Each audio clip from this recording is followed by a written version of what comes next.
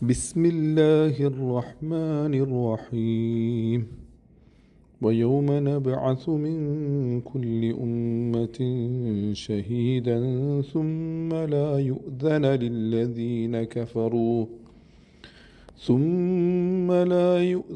للذين كفروا ولا هم يستعتبون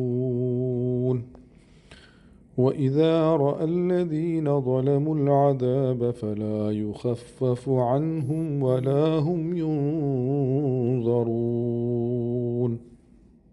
പരമകാരുണികനും കരുണാവാരിധിയുമായ അള്ളാഹുവിൻ്റെ നാമത്തിൽ ഓരോ സമുദായത്തിൽ നിന്നും ഓരോ സാക്ഷിയെ നാം ഉയർത്തെഴുന്നേൽപ്പിക്കുന്ന ദിവസം. അന്ന് പിന്നെ ഒഴിവുകഴിവ് പറയാൻ സത്യനിഷേധികൾക്ക് ഒരവസരവും നൽകുകയില്ല. അവരിൽ നിന്ന് പശ്ചാത്താപം ആവശ്യപ്പെടുകയുമില്ല. അക്രമം പ്രവർത്തിച്ചവർ ശിക്ഷ നേരിൽ കണ്ടാൽ പിന്നീട് അവർക്ക് അതിലൊരിളവും നൽകുകയില്ല. അവർക്കൊട്ടും അവധി ലഭിക്കുകയുമില്ല. സൂറത്തുൻ നഹൽ 84-85 ആയത്തുകൾ.